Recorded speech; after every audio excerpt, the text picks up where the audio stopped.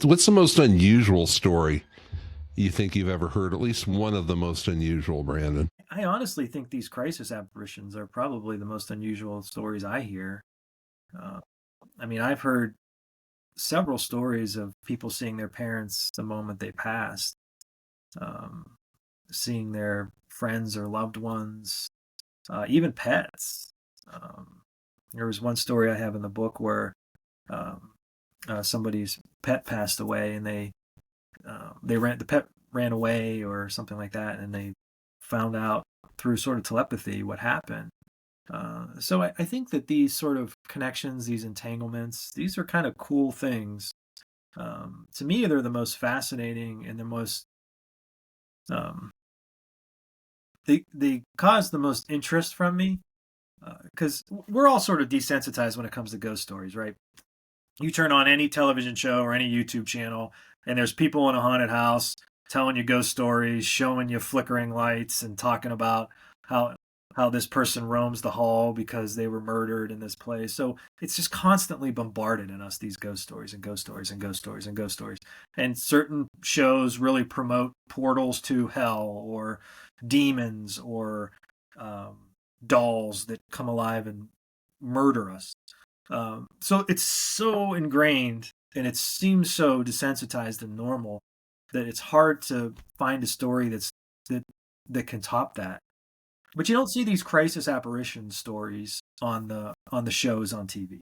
You just don't see them. Um, Poltergeist stuff I think is sometimes fascinating too.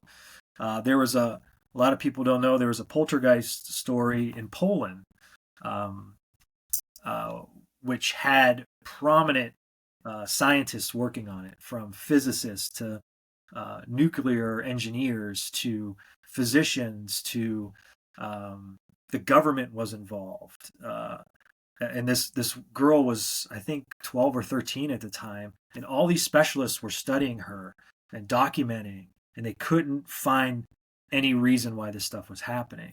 They even put her in a hospital room for months, and this was a kind of a smaller girl, and during one of her episodes, when she had these episodes of psychosis, things would fly around, glass would break, but she was alone in a room, and a sink was pulled off the wall. The metal hinges pulled off the wall, and the steel faucet was wrapped like a piece of paper, just.